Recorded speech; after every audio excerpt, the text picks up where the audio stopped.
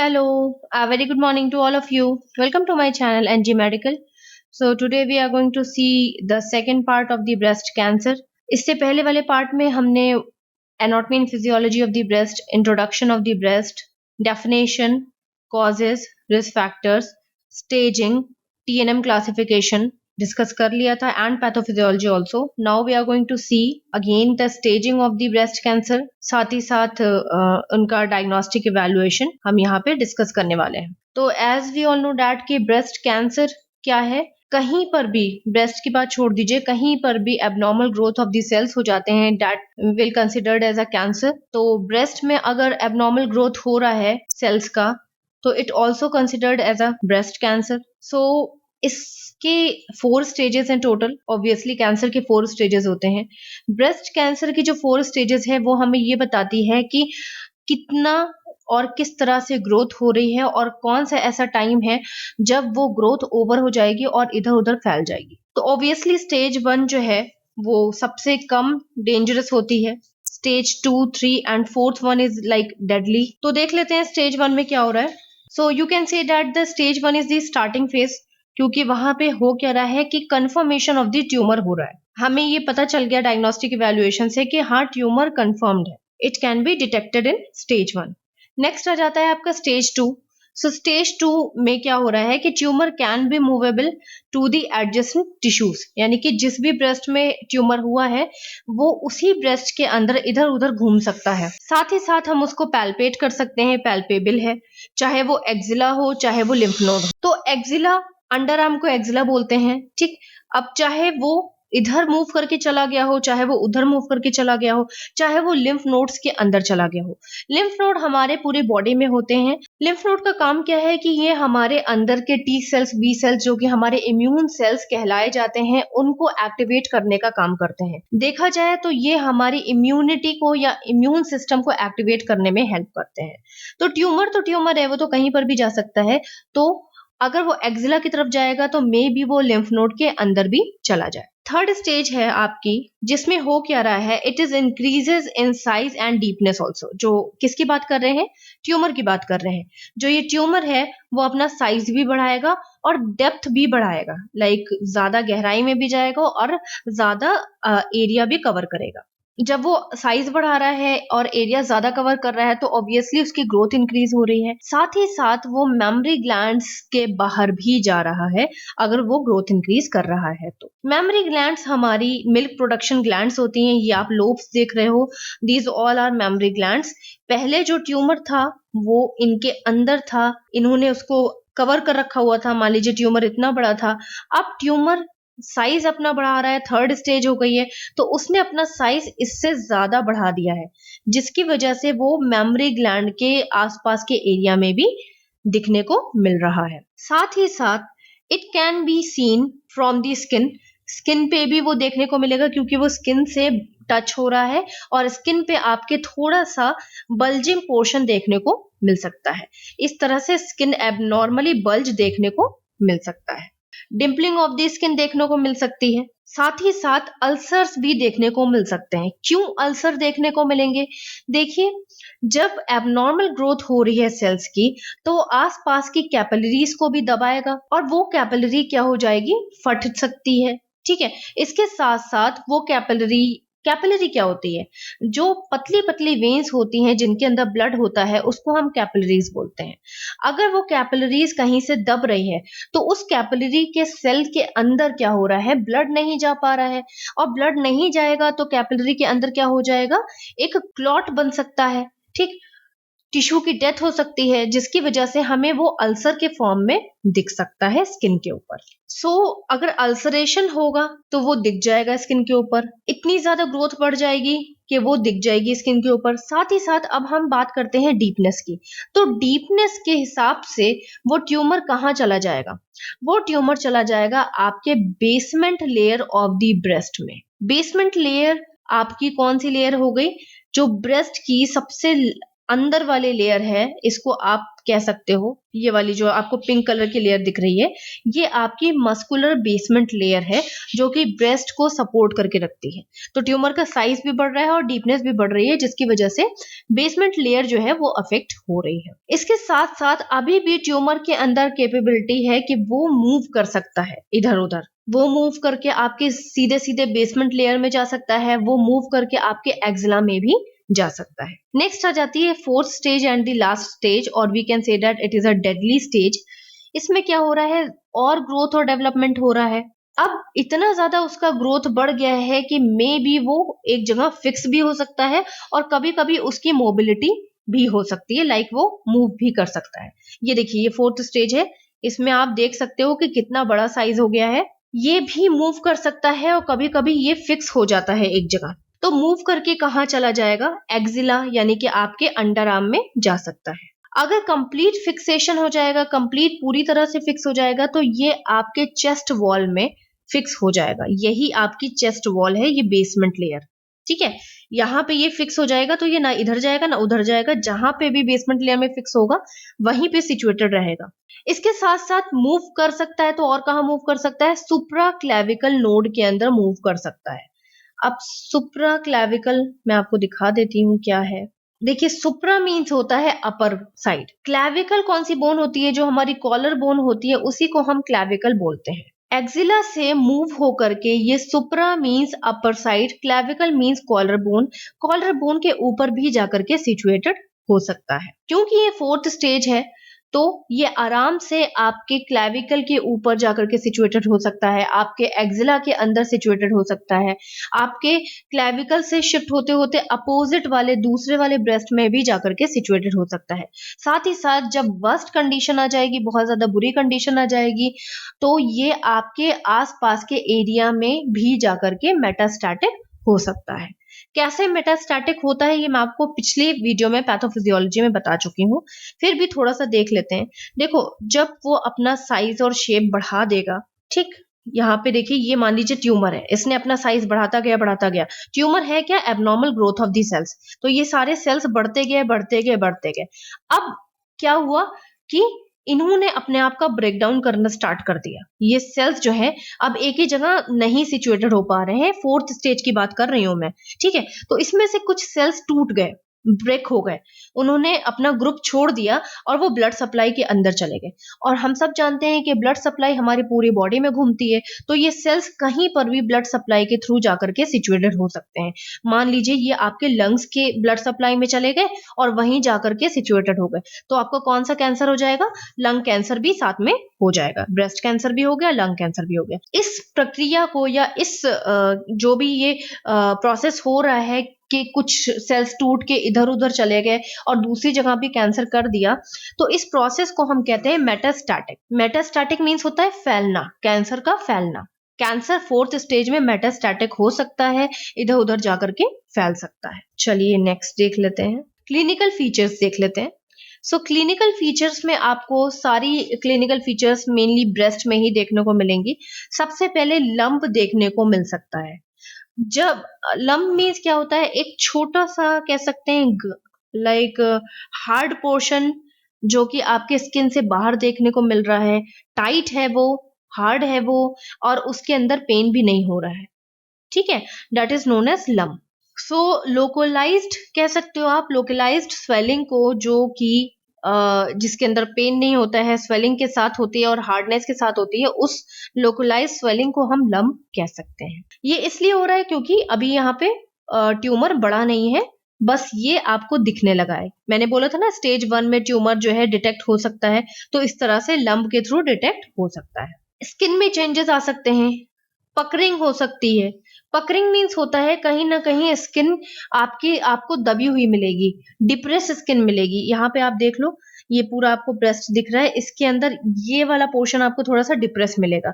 क्यों? क्योंकि अभी अगर abnormal growth of the cells हो रहा है, मान लीजिए वो बाहर की तरफ लंप नहीं दिखा रहा है, अंदर की तरफ है, या बाहर की तरफ लंप है भी, तो ये जितना भी लंप है ना, इसके आसपास के जो भी सेल्स है ना, वो आसपास के सेल्स को, नॉर्मल सेल्स को स्ट्रेच कर रहे हैं।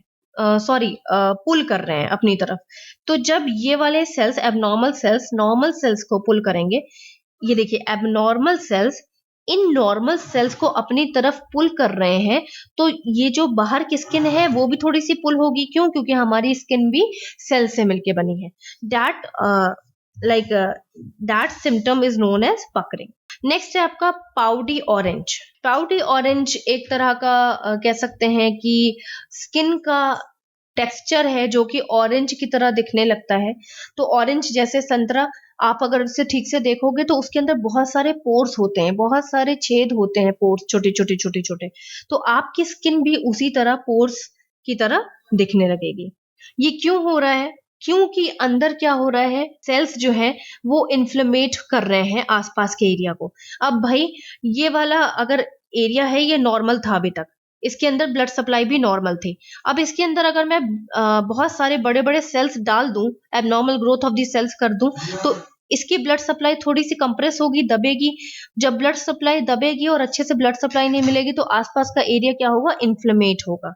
ठीक है, तो इन्फ्लेमेशन की वजह से क्या होगा कि स्वेलिंग आएगी, और स्वेलिंग आने की वजह से जो पोर्स नहीं दिख रहे थे वो पोर्स विजिबल दिखने लगेंगे। That is peau d' orange. Next है आपका स्किन अल्सरेशन। इसका रीजन मैं आपको पहले ही बता चुकी हूँ कि जब इन्फेक्शन इन्फ्लेमेशन होगा तो आपको छोटे छोटे अल्सर्स इस तरह से दिखने लगेंगे, रेड कलर के या pinkish ulcers. That is skin ulceration. Next है आपका स्किन नोड्यूल्स। ये देखिए, ये है स्किन नोड्यूल्स। तो स्वेलिंग मतलब छोटे छोटे बम्प्स आपको दिखेंगे जिसके अंदर स्वेलिंग होगी under the skin due to the cellular damage. ठीक है, सेल्स जो छोटे छोटे डैमेज हो रहे हैं उनकी वजह से उन सेल्स के अंदर जब स्वेलिंग आ जाएगी तो वो आपको बाहर से ही स्वेल दिखने लगेंगे। That is nodules. नेक्स्ट है आपका निपल चेंजेस। तो निपल, इन्वर्टेड निपल तब होगा, ये कंडीशन बेस्ड है। हर ब्रेस्ट कैंसर में इन्वर्टेड निपल आपको देखने को नहीं मिलेगा। इन्वर्टेड निपल तभी आपको देखने को मिलेगा जब निपल के आसपास कैंसर सेल होंगे। मान लीजिए इस निपल के अंदर की साइड कैंसर सेल्स हैं। उन कैंसर सेल्स ने क्या किया है कि आसपास के नॉर्मल सेल्स को अपनी तरफ क्या किया है, पुल करके रखा हुआ है, जिसकी वजह से निपल जो है वो इन्वर्टेड यानी अंदर की तरफ पुल हो जाएगा। डिस्चार्ज देखने को तब मिलेगा जब निपल की ब्लड सप्लाई जो है वो अफेक्ट हो जाएगी और उसके आसपास के सेल्स क्या होंगे, डैमेज होंगे, नेक्रोसिस होगा, पस फॉर्मेशन हो जाएगा। तो निपल से आपको पस भी देखने को या ब्लीडिंग देखने को मिल सकती है। नेक्स्ट है आपका इकिज़्मा, जिसको हम पेजेट्स डिजीज भी बोलते हैं। इकिज़्मा क्या है? It is nothing but you can say that कि redness of the skin with itching. Itching भी होगी बहुत ज्यादा स्किन में और एरिया के अंदर रेडनेस भी हो जाएगी। ये क्यों हो रहा है? ये इसलिए हो रहा है क्योंकि अंदर क्या हो रहा है कि स्किन चेंजेस हो रहे हैं, ब्लड सप्लाई इंटरप्ट हो रही है, जिसकी वजह से आपको नॉर्मली वहां पे ईचिंग देखने को मिलेगी। साथ ही साथ अभी इस पे रिसर्च चल रही है कि ये क्यों देखने को मिल रहा है ब्रेस्ट कैंसर में। अभी तक इतना पता चल रहा है कि इसमें ईचिंग क्यों हो रही है, क्योंकि ब्लड सप्लाई इंटरप्ट हो रही है। नेक्स्ट है स्टेज 4। स्टेज 4 में क्या प्रॉब्लम आ रही है? मेटास्टैटिक, यानी कि अब वो जो कैंसर सेल्स थे वो फैल रहे हैं आसपास के एरिया में। रीजनल लिम्फ नोड में फैल रहे हैं, यानी कि एक्जिला के जो लिम्फ नोड मैंने आपको अभी दिखाए थे उसके अंदर फैल रहे हैं, या तो अदर साइट में भी फैल रहे हैं। तो कहीं ना कहीं अदर जगह पर भी आपको स्वेलिंग देखने को मिल सकती है। ये सारे सिम्टम देखने को मिल सकते हैं। नेक्स्ट आ जाते हैं डायग्नोस्टिक इवैल्यूएशन। सबसे पहले एज ऑलवेज हमें क्या करना है? हिस्ट्री कलेक्शन करना है। तो हिस्ट्री कलेक्शन में आपको पूछना है कि क्या इससे पहले ये कैंसर की कोई डिटेक्शन हुआ था, क्या कैंसर का ट्रीटमेंट चला था जो ये रिपीट हो गया है। साथ ही साथ आप उनसे पूछ सकते हो कि फैमिली में कोई हिस्ट्री तो नहीं है कैंसर की, या ईस्ट्रोजन हार्मोनल थेरेपी तो नहीं ले रही हैं वो, या प्रोजेस्टेरॉन हार्मोनल थेरेपी तो नहीं ले रही हैं। क्योंकि मैंने आपको पहले ही बता दिया था कि ईस्ट्रोजन और प्रोजेस्टेरॉन अगर बहुत ज्यादा बॉडी में हाई हो जाता है तो वो सेल्स के अंदर ओवर ग्रोथ करना स्टार्ट कर देता है। तो ओवर ग्रोथ की वजह से वो कैंसर सेल में कन्वर्ट हो सकते हैं। नेक्स्ट है आपका फिजिकल एग्जामिनेशन। इसमें आपको क्या करना है? इसमें आपको देखना है कि vital science, temperature, pulse, respiration, BP उनका कितना है। वैसे तो कोई ज्यादा अफेक्शन नहीं होगा क्योंकि पेन नहीं हो रहा है, तो टेम्परेचर और पल्स का बढ़ने का कोई चांस नहीं है, बीपी भी नहीं और रेस्पिरेटरी प्रॉब्लम्स भी नहीं है। इसके साथ-साथ ब्रेस्ट में आपको देखना पड़ेगा। सबसे पहले ब्रेस्ट में आपको इंस्पेक्शन करना पड़ेगा। इंस्पेक्शन मीन्स होता है जो कि हम सिर्फ आईज़ से देखते हैं कि क्या चल रहा है, क्या चेंजेस हो रहे हैं, टच नहीं करते हैं, ठीक है? तो इंस्पेक्शन में सबसे पहले आपको बोलना है पेशेंट को सिंपली वो बैठ जाएँ, जैसे ये बैठी हुई है, ठीक है? और आपको ब्रेस्ट का size, shape, structure, powdery orange skin या स्किन में कोई अल्सरेशन तो नहीं है या स्किन की कोई डिम्पलिंग तो नहीं हो रही है, निपल के अंदर कोई डिस्चार्ज तो नहीं है, निपल के अंदर पस तो नहीं है या ब्लीडिंग तो नहीं हो रही है, इन्वर्टेड निपल तो नहीं है, निपल्स अंदर तो नहीं चले गए, लंब तो कहीं पे आपको नहीं दिख रहा है या कहीं रेडनेस ऑफ द स्किन तो नहीं दिख रही है। ये आपको उनको सिंपली बैठा के देखना है। अब पहले तो आपने उनको सिंपली सिटिंग पोजीशन में करके सारी चीजें इंस्पेक्ट कर ली।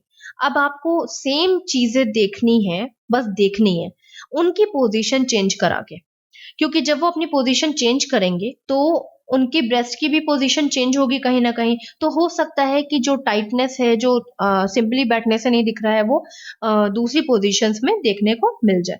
फॉर एग्जाम्पल उनको बोलना है कि उनको दोनों हाथ, दोनों आर्म अपने ऊपर रखने हैं एयर में, ठीक है, जैसे कि इन्होंने रखे हुए हैं। तब आपको आराम से एक्सिला पोर्शन भी देखने को मिलेगा कि क्या पता एक्सिलरी एरिया में कोई abnormal growth of the cells देखने को तो नहीं मिल रही है, या ब्रेस्ट में अब कोई चेंजेस तो नहीं है, ब्रेस्ट ज्यादा हैवी या कोई ब्रेस्ट ज्यादा स्मॉल तो देखने को नहीं मिल रहा है। साथ ही साथ ये सारी चीजें आप फिर से देखोगे। नेक्स्ट आ जाते हैं, पोजीशन आपको चेंज कराना है। पेशेंट को बोलना है कि अपने दोनों आर्म को, दोनों हैंड को अपने वेस्ट पे रखे, अपनी कमर पे रखे और टाइटली कमर पे रखे। कमर पे रखने के बाद आपको फिर से ये सारी चीजें इंस्पेक्ट करनी है कि अब कोई चेंजेस तो नहीं आए हैं। सेम फोर्थ कंडीशन में आपको क्या करना है, पेशेंट को बैठाना है और दोनों हाथ को बोलना है कि आगे कर ले, फॉरवर्ड डायरेक्शन में कर ले, ठीक है। उसके बाद सेम चीजें आपको असिस्ट करनी है। फिफ्थ पोजीशन में आपको पेशेंट को बोलना है कि आगे की तरफ थोड़ा सा बेंड हो जाए, जैसे कि ये बेंड है। देन आपको देखना है कि अब कोई एबनॉर्मल ग्रोथ या कोई ब्रेस्ट हैवी या कोई ब्रेस्ट कम तो नहीं दिख रहा है। ये सारी चीजें आपको देखनी है। नेक्स्ट आ जाते हैं, इंस्पेक्शन हो गया। नेक्स्ट आपको देखना है पैल्पेशन। अब आपको सेम चीज टच करके देखनी है। तो ask the patient to be in a supine position. सीधे लेटने को सुपाइन पोजीशन बोलते हैं। पैल्पेशन हमें स्टार्ट करना है। हमें हर चीज पैल्पेट करके पता लगानी है कि ये स्पेलिंग मिस्टेक हो गई, यहाँ पे यू होगा, लम्ब। कोई लम्ब तो नहीं देखने को मिल रहा है, कोई सिस्ट तो नहीं है, गांठ तो नहीं है, कोई फाइब्रॉइड तो नहीं है, या ब्रेस्ट कहीं टाइट कहीं सॉफ्ट तो नहीं है। ये सारी चीजें आपको देखनी है। साथ ही साथ आपको देखना है कि उसका साइज कैसा है, शेप कैसा है। अगर कोई आपको गांठ दिखी भी या आपने पैल्पेट की, आपको गांठ देखने को मतलब फील होने को पता चली, तो क्या वो इधर उधर मूव हो रही है आपके टच होने से या वो एक जगह फिक्स है। हर एरिया में आपको पैल्पेशन करके देखना है, चाहे वो एक्सिलरी एरिया हो, चाहे वो मेन ब्रेस्ट एरिया हो, चाहे वो क्लेविकल एरिया हो। क्योंकि मैंने आपको पहले ही बता दिया कि क्लेविकल बोन, हमारी कॉलर बोन को ही हम क्लेविकल बोन कहते हैं। तो क्लेविकल, सुप्रा क्लेविकल एरिया में भी कभी कदार क्या होता है कि वो एबनॉर्मल सेल्स जो है वो मूव कर जाते हैं। देन पेशेंट को आपने लाई डाउन करके सुपाइन पोजीशन में सारा चेक कर लिया। अब आपको सेम पेशेंट की पोजीशन चेंज करनी है। पेशेंट को बोलना है खड़े होने के लिए, ताकि आप अच्छे से आसपास के एरिया को असेस कर सको। फिर से आपको पैल्पेट करना है और देखना है कि क्या ये सारी चीजें देखने को मिल रही हैं या नहीं। नेक्स्ट आ जाते हैं मैमोग्राम। ये एक तरह का एक्सरे है जिसमें आपकी मेमोरी ग्लैंड, या आप कह सकते हो कि पूरे ब्रेस्ट का एक्सरे निकाला जाता है, जिससे कि पूरे ब्रेस्ट के अंदर विजिबल हो जाए एबनॉर्मल ग्रोथ है या नहीं है। एबनॉर्मल ग्रोथ है तो कहाँ पे है वो भी देखने को मिल जाएगा। इसके साथ साथ फिर आपको ब्रेस्ट अल्ट्रासाउंड कराना है। ब्रेस्ट अल्ट्रासाउंड में देखो, मैमोग्राम में सिर्फ आपको ये पता चलेगा कि अंदर कोई एबनॉर्मल ग्रोथ है या नहीं। ब्रेस्ट अल्ट्रासाउंड में आपको दो चीजें पता चलेंगी, एबनॉर्मल ग्रोथ और उसके अंदर भरा हुआ फ्लूइड, कि कहीं कोई कैपिलरी रप्चर तो नहीं हुई है ना, या उस जो भी एबनॉर्मल ग्रोथ हुई है उसके अंदर कोई फ्लूइड पस फॉर्मेशन तो नहीं है। ये सारी चीजें आपको अल्ट्रासाउंड में देखने को मिलेंगी। तो जब आप कंफर्म कर लोगे कि हाँ इस पर्सन के अंदर ब्रेस्ट कैंसर है, देन आपको लास्ट में एमआरआई कराना है। ठीक। तो एमआरआई हम क्यों कराते हैं? क्योंकि एक फाइनल कह सकते हैं कि प्रोसीजर है हमारा, डायग्नोस्टिक इवैल्यूएशन है एंड मोस्ट इफेक्टिव, एक्सपेंसिव तो है पर इफेक्टिव डायग्नोस्टिक इवैल्यूएशन है। इस एमआरआई से क्या पता चलेगा कि ब्रेस्ट में कहाँ पर कैंसर हुआ है, ये तो हमें पहले ही पता चल गया, और कितनी डीप कैंसर गया है। Like tissue by tissue, layer by layer MRI में असेस किया जाता है और पता लगाया जा सकता है, आराम से पता लगाया जा सकता है कि ब्रेस्ट में कितने डीप में कैंसर फैला हुआ है। क्या ब्रेस्ट के बेसमेंट मसल को उसने टच किया या नहीं किया? अगर बेसमेंट मसल को उसने टच किया है तो इसका मतलब कंडीशन सीरियस हो गई है। इसका मतलब या तो वो 3rd स्टेज है या तो वो 4th स्टेज है, क्योंकि 2nd स्टेज में तो वो बेसमेंट को टच नहीं कर रहा था, 3rd स्टेज में उसने बेसमेंट को टच किया था। नेक्स्ट है आपका ब्रेस्ट बायोप्सी।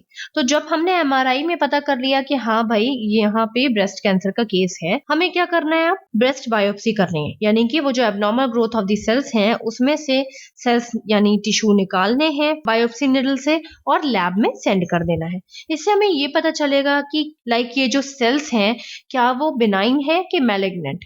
बिनाइन वो होते हैं जो फैलते नहीं है इधर उधर, मैलिग्नेंट वो होते हैं जिनके अंदर पावर होती है एक जगह से दूसरी जगह फैलने की। और ये क्यों होता है ये मैं आपको बता देती हूँ, ओनली फॉर नॉलेज के लिए, बाकी आपको उसका कोई कंटेंट की नीड नहीं है। देखो मैंने आपको फर्स्ट पार्ट में ही बताया था ये चीज कि सेल्स के अंदर कॉन्टैक्ट इनहिबिशन नाम का एक प्रोसेस होता है। ठीक, कॉन्टैक्ट इनहिबिशन मींस होता है कि जब कहीं ना कहीं सेल के अंदर इंजरी हो जाती है, मान लो ये लेयर है, इसके अंदर ये सेल्स थे, ठीक, अब इन सेल्स के अंदर ये वाले सेल में इंजरी हो गई, रेड से बना रही हूँ इंजर्ड सेल्स को, मान लो ये इंजर्ड सेल्स थे, अब इंजर्ड सेल्स को रिप्लेस होना है और उसकी जगह दूसरे सेल्स आने, फ्रेश सेल्स आने। तो हमारे अंदर का प्रोसेस करता क्या है कि उस इंजर्ड सेल्स को हटा देता है और फ्रेश सेल्स लाना स्टार्ट कर देता है। सिर्फ उतने ही एरिया में फ्रेश सेल्स डेवलप हो जाते हैं। ये इसलिए होता है, कैसे पता चलेगा भाई हमारी बॉडी को कि इतना ही लाइक सेल्स को हटाना है और बाकी सेल्स को नहीं हटाना है? ये पता चलता है कॉन्टैक्ट इनहिबिशन नाम के प्रोसेस से। जब सेल्स एक दूसरे से कांटेक्ट कर लेते हैं, जब सेलुलर लेयर, बाहर की लेयर एक दूसरे को टच कर लेती है, तो हमारी बॉडी को पता चल जाता है कि अब अंदर स्पेस नहीं है सेल्स को आगे डेवलप करने की, तो वो वहीं पे सेल्स की रिप्लेसमेंट रोक देती है। बट कैंसर सेल्स में क्या होता है कि ये कॉन्टैक्ट इनहिबिशन नाम का जो प्रोसेस है वो नहीं होता है।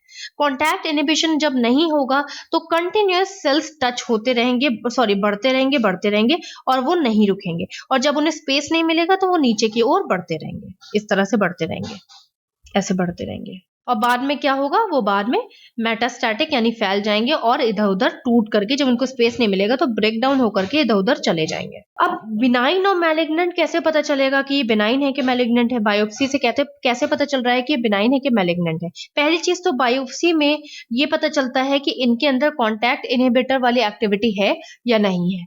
नहीं है इसका मतलब ये कैंसर सेल्स हैं, और है अगर तो ये बिनाइन है कि मैलिग्नेंट है वो कैसे पता चलेगा? देखो हमारे अंदर जीन होता है जिसको हम BRCA1 और BRCA2 बोलते हैं। ठीक, BRCA1 का काम क्या है कि सेल्स के एबनॉर्मल ग्रोथ को रोकता है, और BRCA2 का क्या काम है कि ये जो अगर बन भी जाते हैं एबनॉर्मल सेल्स तो उनको डैमेज करके हटा देता है, एबनॉर्मल सेल्स को कलेक्ट नहीं होने देता।